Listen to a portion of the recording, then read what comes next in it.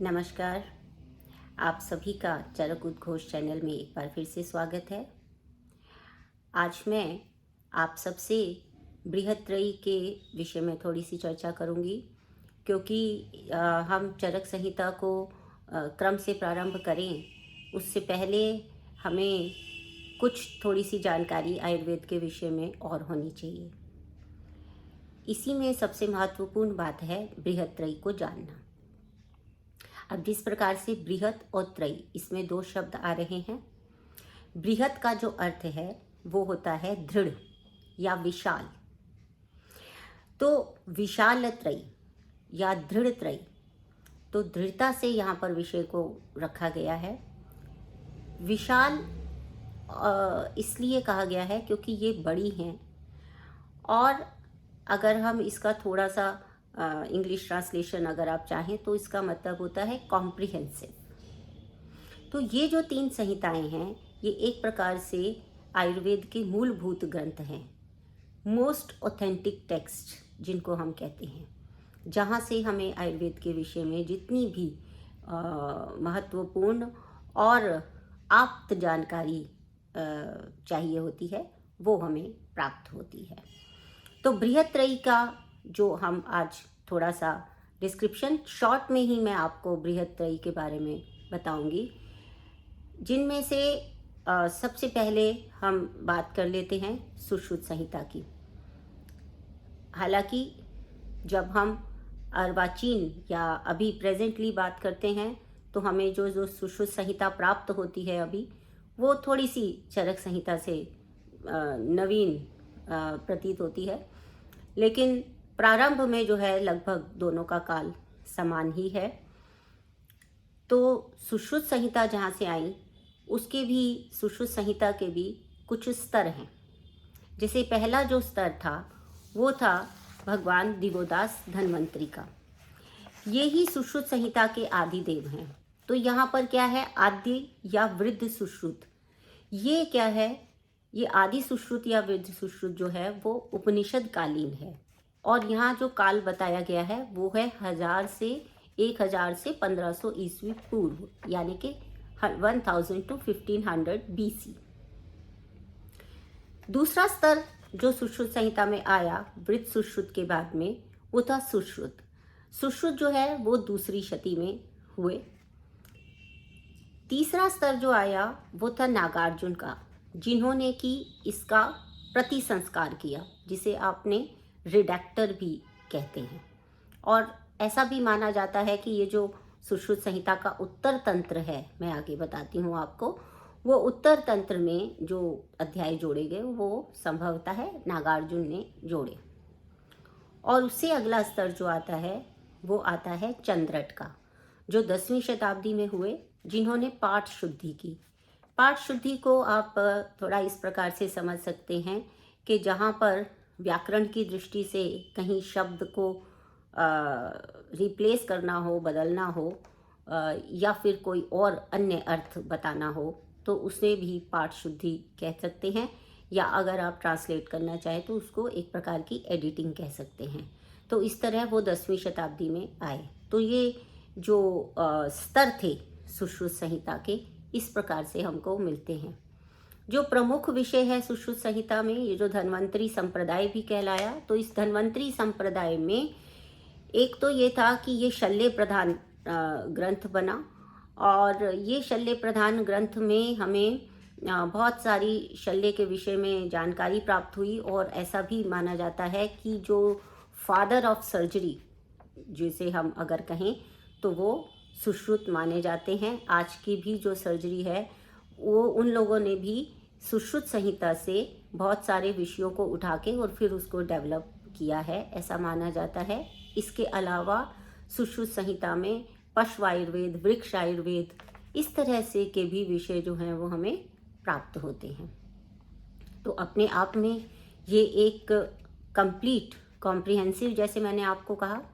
अब इसमें यह भी था कि बृहत संहिता उसी को कहा जाएगा जिसमें 120 अध्याय होंगे। उसकी एक कंडीशन ये थी कि उसमें 120 अध्याय होंगे। दूसरी कंडीशन ये थी कि उसमें जो है वो 8 के 8 अंग आयुर्वेद के 8 के 8 अंग का डिस्क्रिप्शन या वर्णन मिलना चाहिए, तब हम उसको संहिता कहते हैं।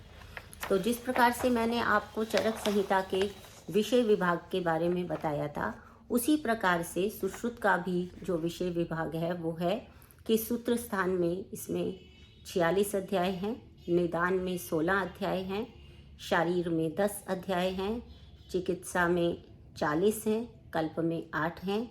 इस तरह से टोटल 120 अध्याय होते हैं। और बाद में जो उत्तर तंत्र है उसमें 66 अध्याय बताए गए हैं। तो ये 186 कुल चैप्टर्स इसके अंदर हो जाते हैं। तो यहाँ पर मैं आपको ये भी बताना चाहूँगी कि सुश्रुत का में जो विशिष्ट टीकाएं हैं, जो संस्कृत में जो टीकाएं बताई गई वो हैं, एक तो भास्कर हैं जिनकी टीका थी पंजिका, ब्रह्मदेव हैं जिन्होंने लिखा टिप्पण, दलहन हैं जिनकी की टीका का नाम है निबंध संग्रह, और यह सुश्रुत संहिता पर सबसे ज़्यादा ऑथेंटिक है और सबसे ज़्यादा पॉपुलर टीका कमेंट्री जो है वो हमें मिलती है, दलहन की निबंध संग्रह। इसके अलावा हाराण चंद्र की सुश्रुतार्थ संदीपन भी प्राप्त होती है। हिंदी की टीकाओं की जहाँ तक बात है तो यहाँ पर हिंदी टीकाओं में भास्कर गोविंद घाणेकर और अंबिका दत्त शास्त्री और अत्रिदेव विद्यालंकार जी की भी टीकाएं हमको सुश्रुत के परिप्रेक्ष्य में प्राप्त होती हैं। तो यह एक महत्वपूर्ण शल्य प्रधान ग्रंथ है। अब इसमें जहाँ तक भाषा और शैली की बात की जाए तो क्योंकि ये कालखंड काफ़ी लंबा हो जाता है, जैसे मैंने आपको बताया 1000 से 1500 ईसा पूर्व से शुरू होकर जब वो सुश्रुत दूसरी शताब्दी में, नागार्जुन चौथी शताब्दी में, और उसके बाद जो है वो नागार्जुन जो है वो आते हैं, तो उस काल में, और फिर चंद्रट जो 10वीं शताब्दी में आ गए हैं, उसमें जो है हमको ये मिलता है कि इतना लंबा कालखंड हो जाता है कि अनेक प्रकार के उसमें प्रक्रियाएं होती चली जाती हैं। लेकिन सबसे महत्वपूर्ण बात यह है कि बेसिकली ये उपनिषद कालीन है, इसलिए उपनिषद शैली को ही सुश्रुत संहिता में ज़्यादातर हमें ऐसा लगता है कि फॉलो किया गया है। अब इसके बाद में जो आता है वो चरक संहिता है, जिसे कि मैं अभी छोड़ती हूँ क्योंकि चरक संहिता पे विस्तार से लास्ट में जब मैं चर्चा करूँगी तो विस्तार से बताऊँगी, क्योंकि बृहत्त्रयी का जहाँ तक विषय है, तीसरी जो है उसमें वो हैं या तो अष्टांग संग्रह, कुछ विद्वानों ने माना है, और कुछ विद्वानों ने अष्टांग हृदय को इसमें माना है। तो अष्टांग हृदय या संग्रह, तो इसमें जो वृद्ध वाग्भट हैं जिन्होंने 550 ईस्वी जिनका काल माना गया है, ये क्या है, ये वृद्ध वाग्भट जो थे इन्होंने अष्टांग संग्रह की रचना की। और जैसा कि मैंने आपको बताया कि मूल संहिताएं दो हैं, चरक संहिता और सुश्रुत संहिता। अष्टांग संग्रह जिसे नाम से ही सिद्ध है कि संग्रह यानी कि कंपाइलेशन, एक मैटर को कंपाइल किया गया है। तो इन्होंने अपने ग्रंथ में प्रारंभ में ही लिख दिया है कि मैंने जिस मैटर को कलेक्ट किया है उसका आधार है चरक संहिता और सुश्रुत संहिता। तो इन्होंने उसमें से संग्रह किया, और इन्होंने क्या किया कि वो जो दोनों में कुछ जो सब्जेक्ट मैटर था वो रिपीट हो रहा था, क्योंकि दोनों संहिताओं में 8 अंग थे, तो सभी विषयों का वर्णन था। तो जो विषय थे वो एक तो रिपीट हो रहे थे, दूसरा ये है कि बहुत ज़्यादा विस्तृत थे, क्योंकि जैसे कि हमें मालूम ही है कि जैसे जैसे काल आगे बढ़ता गया, जो मनुष्य है उसकी आयु भी कम होती गई, उसकी स्मरण शक्ति भी कम होती गई, उसकी धारण शक्ति भी कम होती गई। तो इतना विस्तार से पढ़ने के लिए उतनी आयु और उतना समय निकालना मुश्किल हो गया। तो इन सबको देखते हुए अष्टांग संग्रह ने सोचा कि कंटेम्प्रेरी टाइम्स में मुझे क्या करना चाहिए। तो उन्होंने इन्हीं दोनों संहिताओं को आधार बनाकर अपने एक अलग ग्रंथ की रचना की, और उसमें पहले ही बता दिया कि मेरा अपना इसमें कुछ नहीं है, मैंने जो भी विषय लिया है वो चरक संहिता और सुश्रुत संहिता से लिया है, और उसमें से जो जितना जो बहुत ज़्यादा विस्तृत था उसको मैंने छोटा कर दिया, जो थोड़ा छोटा था तो मैंने उसको थोड़ा प्रकाशित कर दिया, क्योंकि बुद्धि भी कम होती जाती है काल के अनुसार मनुष्य की, ऐसा हमारे शास्त्र बोल रहे हैं और ऐसा हम अनुभव भी कर रहे हैं। तो उन्होंने उसको जो है वो प्रकाशित करने के लिए कुछ जो ऐसे कठिन या सूत्र रूप में कहा गया था उसको उन्होंने विस्तार से बताने का प्रयास किया।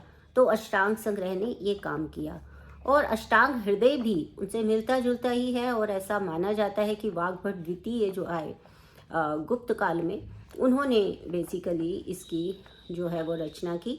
और अष्टांग हृदय, जिसे आप भी समझ रहे हैं कि नाम से ही समझ रहे हैं, हृदय, हृदय क्या होता है, हमारे पूरा जो हमारा शरीर है उसका एक आधार होता है, उसी से पंप हो रहा है हमारा ब्लड। तो हृदय ने क्या किया कि सार तर उच्चय, सार तर यानी कि जो पहले अष्टांग संग्रह ने सार लिया था, जिस्ट लिया था, अब उस जिस्ट का भी जिस्ट उन्होंने निकाल दिया। और एक क्या चेंज लाया उसमें उन्होंने कि पहले जो भी ग्रंथ प्राप्त हो रहे थे उसमें थोड़ा प्रोज था, थोड़ा पोइटिक था, प्रोज भी था और पोयम भी था, यानी कि गद्य भी था और पद्य भी था। लेकिन अष्टांग हृदय ने क्या किया, पूरे का पूरा जो विषय है उसको वो किस में ले आए, उसको वो पोइटिक फॉर्म में ले आए, यानी कि श्लोक रूप में ले आए। और उन्होंने जो अष्टांग संग्रह में वर्णन प्राप्त होता था उसको भी थोड़ा और छोटा कर दिया। जो अष्टांग संग्रह में कुछ विषय विस्तार से बताए गए थे उसको भी जो है अष्टांग हृदय ने छोटा कर दिया। हालांकि उन्होंने भी अपना आधार, जो हमारी पुरानी दोनों संहिताएं हैं, जो कि वही मूल ग्रंथ वस्तुतः माने गए हैं, उन्हीं के आधार पर इन्होंने भी अपने ग्रंथ की रचना की।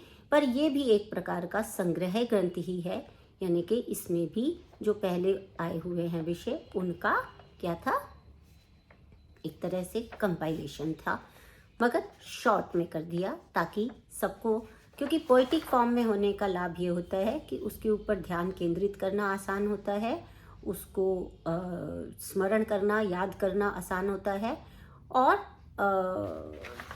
उसको मतलब आनंद आना, रुचि भी उत्पन्न करता है वो पोइटिक होने से। तो इस तरह से उन्होंने इसकी जो रचना की। तो जो अष्टांग संग्रह है उसके भी जो मूल मेन टीका जो प्राप्त होती है वो इंदुकृत शशिलेखा टीका प्राप्त होती है।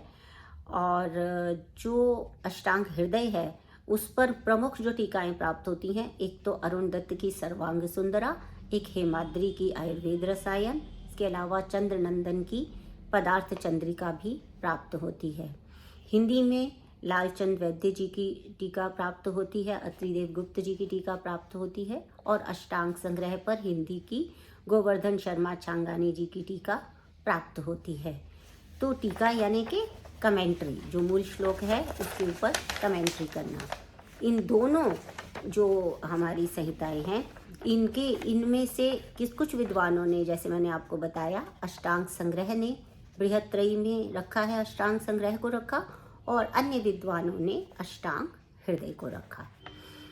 तो इनका भी जो विषय विभाग है वो इस तरह है कि अष्टांग हृदय में सूत्र स्थान में 30 अध्याय हैं, निदान में 16 अध्याय हैं, शारीर में 6 अध्याय हैं, चिकित्सा में 22 अध्याय हैं, और कल्प में 6 अध्याय हैं, और उत्तर तंत्र में 40 अध्याय हैं, और कुल 120 अध्याय हो जाते हैं।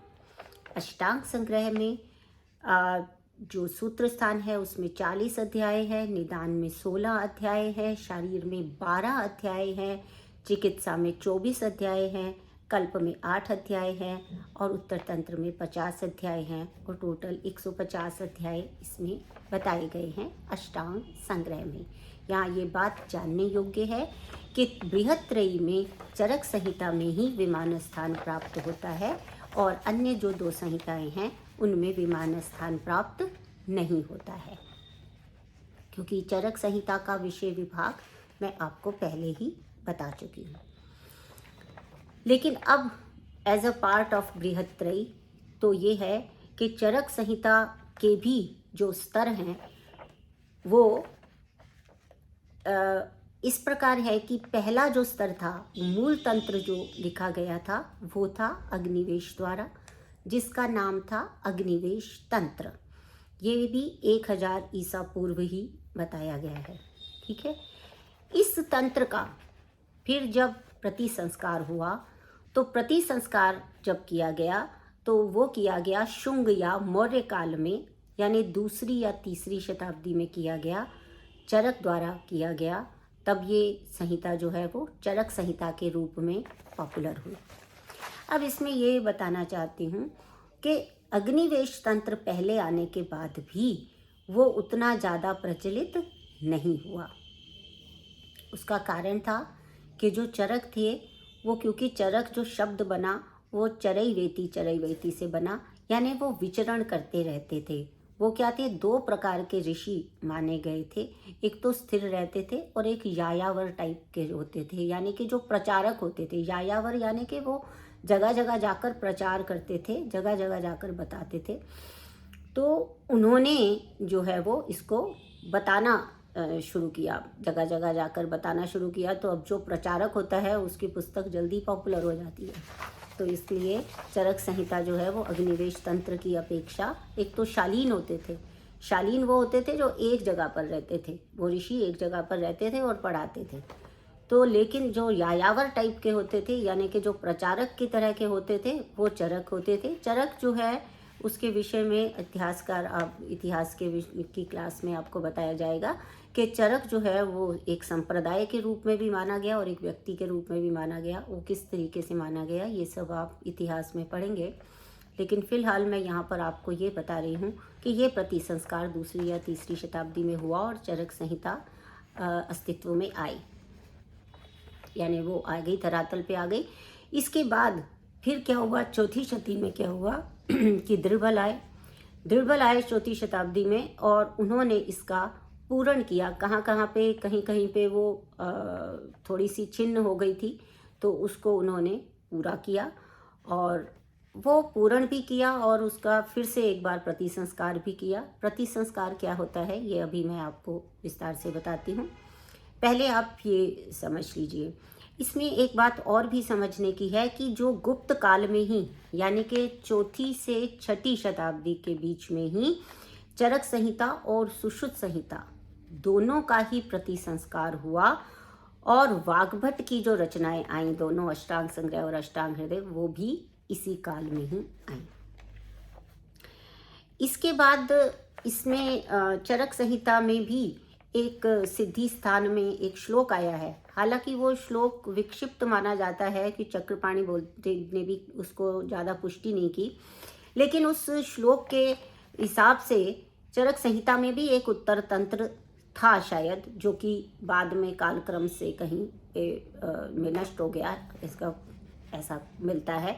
तो वो चरक संहिता के सिद्धि स्थान लास्ट जो है उसके 50वें श्लोक में आया कि तस्माद एतः प्रवक्ष्यन्ते विस्तरेण उत्तरे पुनः आदि। इस तरह जो श्लोक आया, तो वो श्लोक ये कह रहा था कि जो है शायद इसके अंदर उत्तर तंत्र भी कोई होगा, लेकिन इस श्लोक की पुष्टि जो है वो टीकाकारों ने नहीं की है। वो कोई विक्षेप भी हो सकता है, यानी कि वो कहीं से आ सकता है उसमें, जिसकी की पुष्टि नहीं की गई है, यानी कि जिसको कि बहुत ज़्यादा ऑथेंटिक नहीं माना गया है। और चरक संहिता के बारे में जो इसकी संस्कृत टीकाएँ हैं उसमें बेसिकली संस्कृत टीकाएँ हैं, भट्टार हरिश्चंद्र की चरक न्यास है, स्वामी कुमार की चरक पंजिका है, जेजट की जो है वो निरंतर पद व्याख्या है, चक्रपाणी की आयुर्वेद दीपिका है, जो सबसे ज़्यादा पॉपुलर है आयुर्वेद दीपिका चक्रपाणी, जिसको कि आप पढ़ते हैं और पीजी के स्टूडेंट्स के सिलेबस में भी चक्रपाणी से ही होता है मैक्सिमम। शिवदास सेन जी की तत्व चंद्रिका, गंगाधर राय जी की जल्पकल्पतरु, योगेंद्र नाथ सेन की चरकोपस्कार, ज्योतिष चंद्र सरस्वती की चरक प्रदीपिका नाम से भी इनके ऊपर टीकाएँ हैं।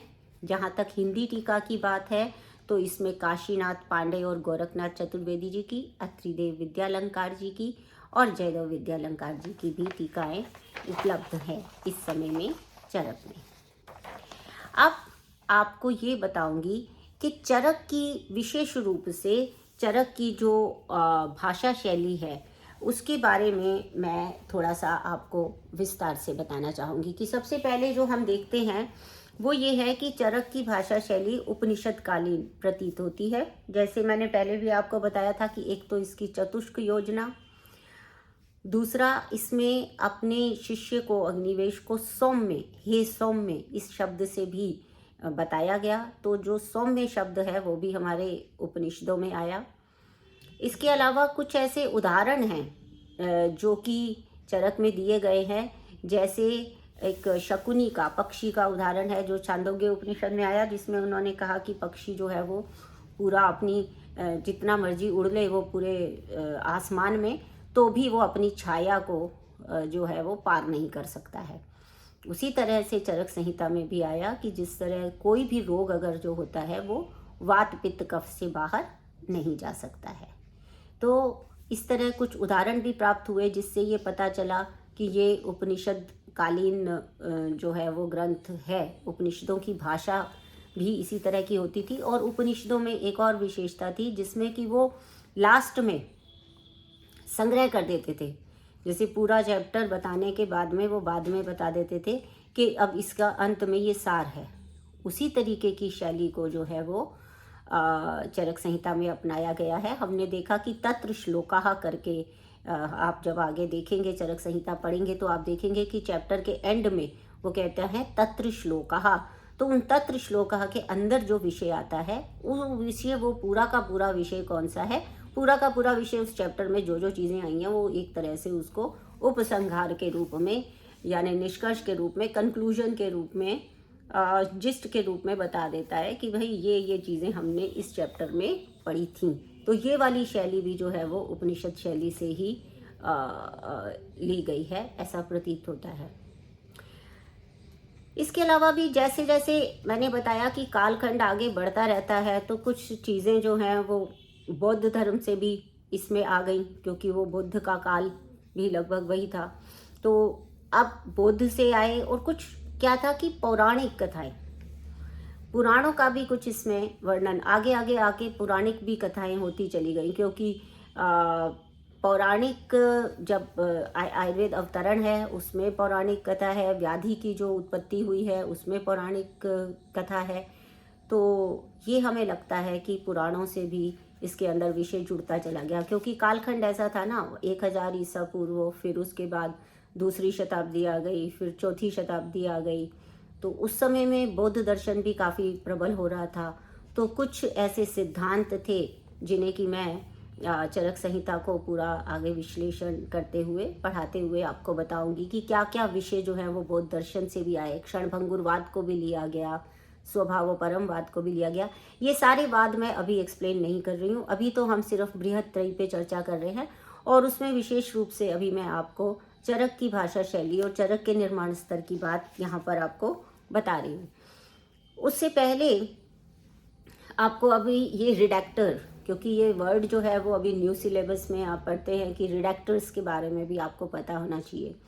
तो रिडैक्टर या प्रतिसंस्कर्ता कौन होता है, उसकी एक बहुत ही स्पेसिफिक डेफिनेशन, विशिष्ट परिभाषा जो है वो दी गई है चरक संहिता में, सिद्धि स्थान 12 में 36वां और 37वां श्लोक है, जिसमें उन्होंने बताया कि प्रतिसंस्कार क्या है। मैं आपसे बार बार हर बार अनुरोध करूंगी, मुझे विश्वास है कि आप मेरी बात मानेंगे। आप जब भी इस चैनल को सुनना शुरू करें, इस लेक्चर को सुनना शुरू करें, तो अपनी चरक संहिता ज़रूर ही खोल के रखें। तो सिद्धि स्थान के 12वां अध्याय के 36वां 37वें श्लोक में ऐसा आया है कि विस्तारयति लेशोक्तम। क्या क्या प्रतिसंस्कर्ता के, रिडैक्टर के क्या क्वालिटीज़ होती हैं, क्या करता क्या है वो क्या करता है, विस्तारयति लेशोक्तम। जो छोटे में कहा गया है, जो मेन संहिता है उसमें जो स्मॉल, छोटा सा बताया गया है, वो छोटे से को क्या किया है, उसको बड़ा कर दिया है। लेशोक्ति, विस्तारयति लेशोक्तम। और फिर क्या कहते हैं, संक्षिप्तयति अति विस्तरम।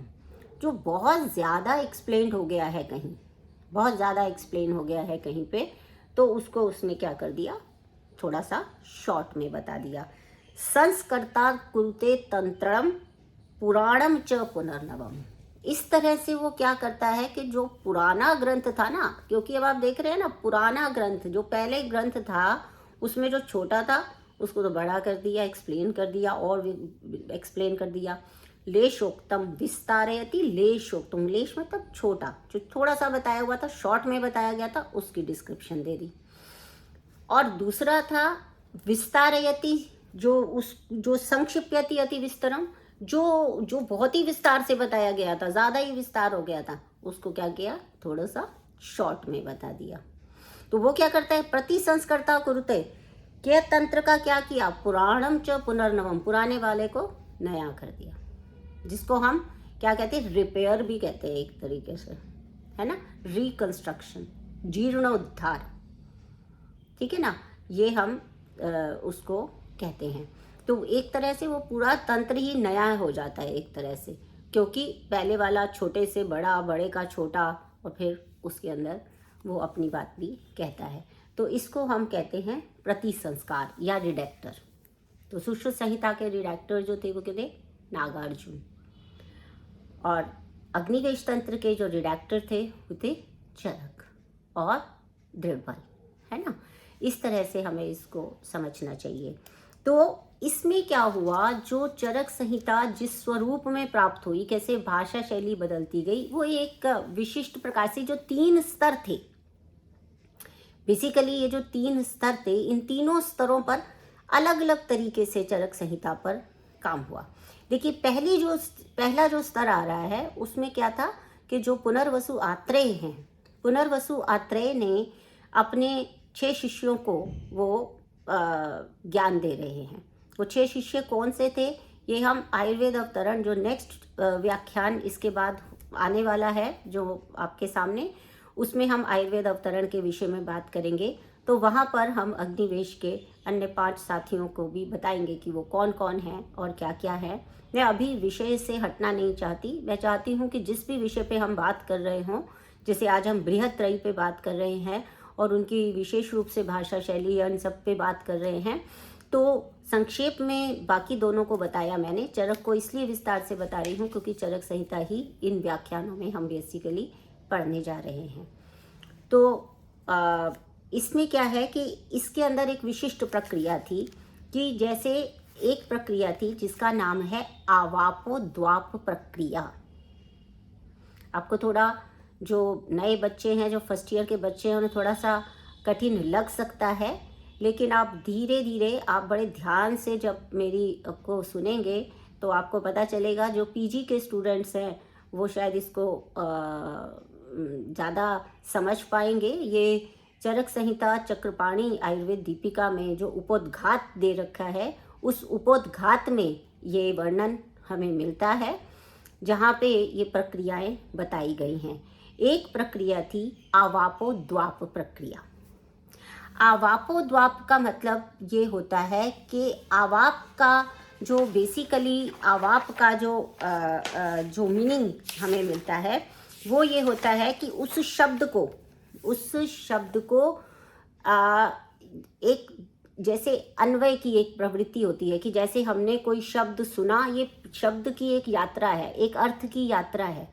हम या तो आवाप में हम क्या करते हैं कि उसी शब्द को परिवर्तित कर देते हैं जैसे वो हमें ज़्यादा समझ में आए, जिस तरह से वो हमें ज़्यादा समझ में आए, और द्वाप में हम क्या करते हैं कि उस पद को वहाँ से रिप्लेस कर देते हैं, हटा देते हैं। तो किसी चीज़ को एक्सेप्ट करना और किसी चीज़ को हटाना। अब क्या हुआ था, बेसिकली जो पहला जो पॉइंट आया था उसमें क्या हो रहा था, आवापोद्वाप में क्या हो रहा था कि इस प्रक्रिया में जो पूर्व ग्रंथ है उसके स्थान पर जो संक्षेप या विस्तार करना है। बेसिकली क्या मतलब हुआ इस बात का, जैसे हम ये देख रहे हैं कि अग्निवेश तंत्र से पहले अग्निवेश ने सबसे पहले पेन डाउन किया उसको। अब तक क्या हो रहा था कि आयुर्वेद जो है वो पूरे का पूरा कैसा आ रहा था, वो ऊपर से वो बोलते थे। ब्रह्मा ने दक्ष प्रजापति को बोला ये अवतरण में विस्तार से करेंगे, फिर दक्ष प्रजापति ने अश्विनी कुमारों को बोला, फिर अश्विनी कुमारों ने इंद्र को बोला, ये सब बोल बोल के ही नीचे आ रहे थे। अवतरण को हम विशेष रूप से विस्तार से करेंगे अगले अगले व्याख्यान में, लेकिन यहाँ पे एक संक्षेप में बता रही हूँ। तो ये सब ओरल चलते आ रहे थे, जबकि अग्निवेश ने क्या किया कि पुनर्वसु आत्रेय से अग्निवेश जो है वो प्रश्न उत्तर कर रहे हैं। ये भी उपनिषदों की ही शैली है, क्योंकि उपनिषद में भी उप का मतलब होता है समीप और निषद का मतलब होता है बैठना, यानी अपने गुरु से के समीप बैठकर ज्ञान प्राप्त करना। उसमें भी प्रश्न पूछे जाते हैं और उसका फिर उत्तर देता है गुरु। यहाँ पर भी अग्निवेश जो है वो पुनर्वसु आत्रेय से प्रश्न पूछते हैं और फिर वो उसको उत्तर देते हैं। तो यहाँ जो ये अग्निवेश हैं, इन्होंने पुनर्वसु आत्रेय से जो सुना, जो ग्रहण किया, वो तंत्रण किया उसको। तंत्र का अर्थ होता है, तंत्र जैसे मैंने आपको अष्ट प्रश्न में भी बताया कि तंत्र का शास्त्र भी होता है और तंत्र का अर्थ नियंत्रण करने वाला भी होता है, यानी ऑर्गेनाइज्ड वे में नियंत्रित, जो भी विषय आए वो उसे नियंत्रित करना। तो उन्होंने जिस तरह से आयुर्वेद को सुना, उसी आयुर्वेद को उन्होंने उसी ऑथेंटिक फॉर्म में, क्योंकि बुद्धि विशेषात, बुद्धि उनकी विशिष्ट थी अग्निवेश की, इसीलिए वो सबसे पहले ग्रंथ की रचना कर पाए। तो उन्होंने जब ग्रंथ को लिखा तो वहाँ पर जिस प्रक्रिया को अपनाया गया वो थी आवापोद्वाप प्रक्रिया, क्योंकि जो शब्द उन्होंने सुने वो किस तरीके से लिखे जाएं, जो उन्होंने सुना, जिससे कि उसका लाभ ज़्यादा से ज़्यादा लोगों में मिल पाए। तो वो एक ग्रंथ थी जिसके अंदर पूरे का पूरा, जिस तरह से वैदिक परंपरा में चला आ रहा था अग्निवेश तंत्र, बिल्कुल उसी वैदिक परंपरा वाली संस्कृत का प्रयोग करते रहे। तो उन्होंने जो संक्षिप्त था, जो भी उनको समझ में आया, जो संक्षेप में समझ में आया, उसको थोड़ा सा विस्तारित किया, और जो पहले वाला ग्रंथ है उसका संक्षिप्तीकरण किया। वो आवापोद्वाप प्रक्रिया है, यानी कि कुछ शब्दों को उन्होंने जैसा वैदिक परंपरा में था उससे थोड़ा सा अलग भी किया, क्योंकि वो उसे पृथ्वी पर लाकर और पृथ्वी के जो पृथु बुद्धि, मोटी बुद्धि वाले जो लोग हैं, उनकी भी समझ में आ जाए, उस तरीके से उनको प्रस्तुत करना था। उन्होंने जो भी ज्ञान प्राप्त किया वो अर्थ का विकास होता है। इसको हम भाषा की दृष्टि से अगर देखते हैं, साहित्य की दृष्टि से देखें, तो इस प्रक्रिया को कहते हैं अर्थ का विकास करना, क्योंकि अर्थ का विकास का अर्थ होता है कि अर्थ को हम ज्यादा से ज्यादा लोगों तक पहुंचा पाएं। और वो किस रूप में पहुंचाया जा सकेगा, जो ओरिजिनल शब्द है उसको थोड़ा सरल कर लिया जाए, है ना। जैसे अभी मैं आपको बता रही हूँ, तो मैं बहुत सारे वर्ड्स को इंग्लिश में भी बता रही हूँ, आपको बहुत सारी चीज़ों को इंग्लिश में ट्रांसलेट करके बता रही हूँ, इसलिए बता रही हूँ। या फिर हिंदी भी, जो शुद्ध हिंदी लिखी गई है किताबों में, आपकी पुस्तकों में, उसको मैं थोड़ा सा जो बोलचाल की भाषा है उसमें लेके आ रही हूँ। क्यों?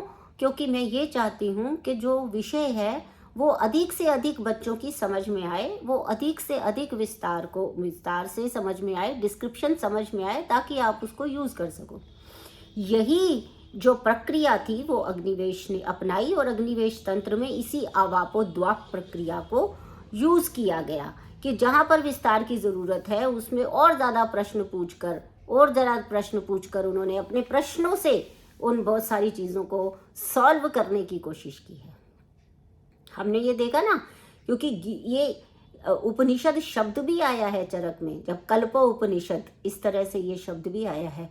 तो उपनिषद में भी प्रश्न के रास्ते से ही जो इतने परम सत्य थे, जो इतने गूढ़ रहस्य थे, जो इतने छुपे हुए अर्थ थे हमारे स्पिरिचुअलिज्म के, वो सारे सामने आए। वेदों की जितनी व्याख्या थी वो सारी सामने आई, उसको सरलता से प्रस्तुत किया गया। ये सब जो है वो क्या थी, इसको हम कहते हैं अर्थ का विकास करना, ताकि इस प्रकार से भाषा का प्रयोग करना, लैंग्वेज को इस तरीके से चेंज करना कि वो ज़्यादा से ज़्यादा लोगों को समझ में आए। तो अग्निवेश ने अपने जो क्वेश्चन पूछे हैं पुनर्वसु आत्रेय से, तो आत्रेय ने जो ज्ञान दिया है उसको वो और बताना चाहते हैं। जैसे जो संक्षेप में भगवान ने बता दिया, भगवान आत्रेय ने बता दिया, उसको उन्होंने क्लैरिफाई करने के लिए और क्वेश्चंस पूछे हैं, और इस प्रक्रिया का जो नाम दिया गया है उसका नाम है आवापोद्वाप प्रक्रिया। उसके बाद जो आते हैं वो आती है प्रक्रिया संग्रह विग्रह। दूसरी प्रक्रिया जो इसके रचना में आई वो थी संग्रह विग्रह प्रक्रिया चरक संहिता में। संग्रह विग्रह का जो प्रयोग है वो किसने किया? वो आचार्य चरक ने किया। उन्होंने क्या किया कि जो सारा अग्निवेश तंत्र में बताया गया था उसको पहले तो उन्होंने संक्षेप कर दिया। मतलब उन्होंने पहले सारा का सारा मैटर कलेक्ट कर लिया, जितना भी था उसको लिया। फिर उन्हें जहाँ पर उन्हें लगा कि इसको संक्षेप में कहने की ज़रूरत है उसको उन्होंने संग्रह का मतलब होता है इकट्ठा करना, विग्रह का मतलब होता है तोड़ना, है ना। तो अब हम कैसे करते हैं? जैसे हम कोई वर्ड बोलते हैं, आप देखिए एक वर्ड बोलते हैं, वो एक इतना लंबा वर्ड बन जाता है, तो फिर हम क्या करते हैं? उसकी संधि कर देते हैं, तो फिर वो बात हमको कैसे आ जाती है? समझ में आ जाती है, ठीक है ना। जैसे हमने अगर हम कोई भी आप देखेंगे एग्जाम्पल में कोई भी शब्द हम देखते हैं, जैसे विचित्रार्थ। अब विचित्रार्थ बोलेंगे तो बड़ा मुश्किल सा वर्ड लगेगा। अब अगर हम इसको ऐसे बोलेंगे, विचित्र प्लस अर्थ इज इक्वल टू विचित्रार्थ, ठीक है। और फिर हम इसको जो है वो और समझाने की कोशिश करेंगे, तो विचित्र की जगह पर हम थोड़ा और आसान सा वर्ड जो है वो डाल देंगे, ठीक है। तो अब क्या करते हैं हम, इसमें क्या होता है कि संग्रह विग्रह में क्या है कि पहले तो जो सारा मैटर है उसको एक जगह पे ले आए कि भाई ये विषय हैं, इनको समझाना है। उसके बाद उस विषय को ही छोटे छोटे टुकड़ों में बांट दिया, संग्रह और विग्रह।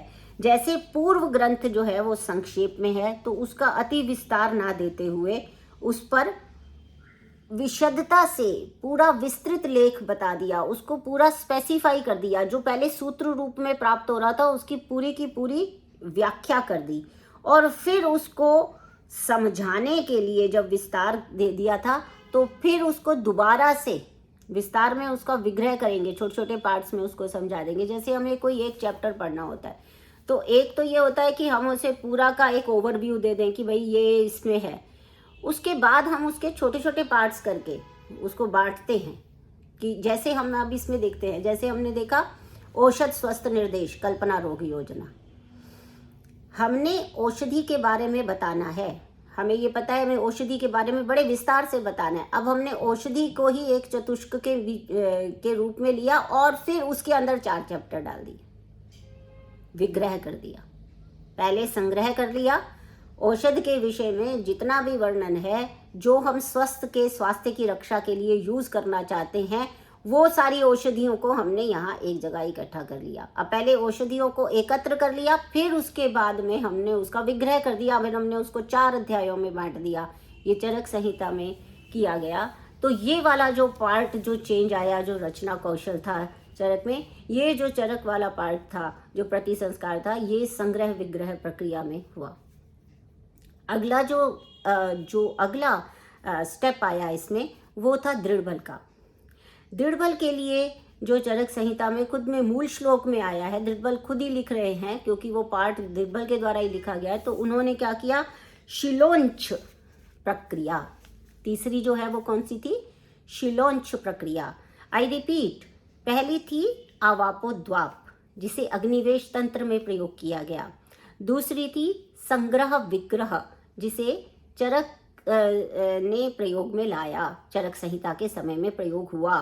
तीसरी थी दृढ़बल, जिन्होंने शिलोंच न्याय या शिलोंच प्रक्रिया, उसका प्रयोग यहाँ पर किया। तो उंच जो होता है, उंच क्या कहते हैं? जैसे कि जो तत्र भूमि पतिता नाम अणु नाम धान्यादि बीजा नाम शोधन्या संग्रहणम उच्चा, यानी कि जो ये अन्य शास्त्रों में जो कुछ भी उत्कृष्ट मिल रहा था, अन्य शास्त्रों में, यानी कि उन्होंने, क्योंकि 4वीं शताब्दी आ गई, उससे पहले चरक सुश्रुत, जो सुश्रुत भी आ चुकी थी, चरक संहिता भी पहला काफी भाग आ चुका था। तो उन्होंने क्या किया कि उसमें से जो उत्कृष्ट पार्ट था उसको बीनना, उसको अंश जो था वो स्कैटर था, वो दूसरे में उत्कृष्ट अंश है, उसका उन्होंने अंश करके संग्रह कर लिया। और फिर क्या किया? प्रविरलस्य तु कणिकश आदि रूपतया पतितस्य चयनम शिला। अब जो वो स्कैटर्ड था, जो बिखरा हुआ विषय था, उसको एक स्थान पर लेकर आ जाना जो है वो शिला कहलाता है। यानी कि जो स्कैटर्ड मैटर है उसको उन्होंने एक जगह पर इकट्ठा कर लिया। जो प्रविरलस्य जो है तो कणिशः, यानी कि जो अलग अलग, जो स्कैटर्ड था, जो स्पोरेडिक था, स्पोरेडिक फॉर्म में इधर उधर बिखरा हुआ था, उन सब को उन्होंने कलेक्ट किया और जो उत्कृष्ट अंश था उंश उसको वहाँ से एक्सट्रैक्ट किया। तो जैसे हम मॉडर्न में देखते हैं लिटरेरी रिसर्च की जाती है, तो लिटरेरी रिसर्च में हम सबसे पहले क्या देखते हैं कि जो भी हमारे टॉपिक से संबंधित मैटर है उसको हम पहले सारा इकट्ठा कर लेते हैं, फिर उसमें से जो रेलेवेंट पार्ट होता है उसको हम चुन लेते हैं। बिल्कुल वैसा ही शिलोंच प्रक्रिया में किया गया कि जो स्कैटर्ड था शिला के फॉर्म में, प्रविरलस्य तो कणिशा आदि रूपतया, जो कण कण में इधर स्पोरेडिक फॉर्म में इधर उधर मैटर बिखरा हुआ था उसको तो कलेक्ट कर लिया, एक जगह पर लेकर आ गए, कलेक्शन हो गया स्कैटर्ड मैटर का। उसके बाद उंच प्रक्रिया की, यानी कि जो भूमि पर पड़े हुए जो थे धान्य आदि बीज जो थे उसमें से जो उत्तम श्रेणी है उसका उन्होंने बीन लिया। यानी कि जैसे लिटरेरी रिसर्च में हम करते हैं कि हम जो है पहले स्कैटर्ड मैटर, पहले सारा मैटर इकट्ठा कर लेते हैं अपने टॉपिक से रिलेटेड, और फिर उसमें से जो हमारी रिसर्च में पर्टिकुलरली काम में आना है उस पार्ट को हम एक्सट्रैक्ट कर लेते हैं, उसे उंच कहते हैं। तो इस तरह से दृढ़बल जब आए तो शिलोंच प्रक्रिया का पालन उन्होंने करते हुए चरक संहिता का इस तरह से निर्माण हुआ है। तो ये रचना कौशल हम कह सकते हैं चरक संहिता का। एक विशेष बात ये भी बताना चाहती हूँ कि बेसिकली क्या हुआ था कि जैसे पहले जो चरक और सुश्रुत थे उसमें वैदिक संस्कृति अधिक थी, और चरक में बेसिकली जो विषय है दर्शनों से संबंधित, फिलॉसफी से संबंधित वो विषय ज़्यादा आए, तो भाषा उसी प्रकार की थी। सुश्रुत में थोड़ा सा सुधार आया, जो अर्वाचीन यानी कि जो हमें लेटेस्ट सुश्रुत संहिता मिलती है अभी, उसमें ये सुधार आया कि उन्होंने उस संस्कृत को थोड़ा सा युगानुरूप संदर्भ में वो वैदिक संस्कृत से जो व्यावहारिक संस्कृत होती है युग के अनुसार जो चेंज हुई, पहले तो वैदिक भाषा में ही बातें होती थी, तो सुश्रुत संहिता में उसी स्वरूप में आया। थोड़ा सा उसमें व्याकरण में प्रौढ़ता आई चरक के मुकाबले, और उससे भी ज़्यादा प्रौढ़ता जो है वो आ गई अष्टांग संग्रह और अष्टांग हृदय में फर्दर आ गई। तो जो पाणिनि व्याकरण था, पाणिनि व्याकरण जो था उसका जो पालन है वो धीरे धीरे बढ़ता गया। जैसे चरक संहिता तो प्योरली वैदिक भाषा से ही जैसी आती रही और उसके अंदर दर्शन के तत्व भी उसी प्रकार से प्राप्त होते रहे। सुश्रुत में दर्शन के तत्व थोड़े से कम हुए, भाषा जो है अपेक्षाकृत सरल हुई, और उसमें जो है प्राकृत जो व्यावहारिक संस्कृत की वो ज़्यादा आ गई।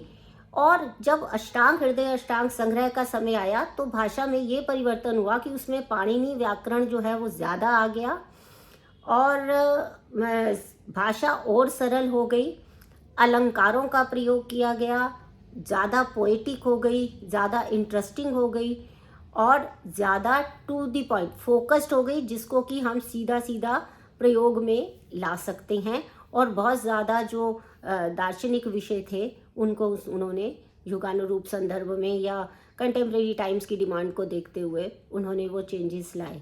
तो धीरे धीरे भाषा में प्रौढ़ता इस तरीके से आई कि वो उस युग में पॉपुलर हो सके और मैक्सिमम लोग जो हैं वो उसका फ़ायदा उठा सके, लाभ उठा सके।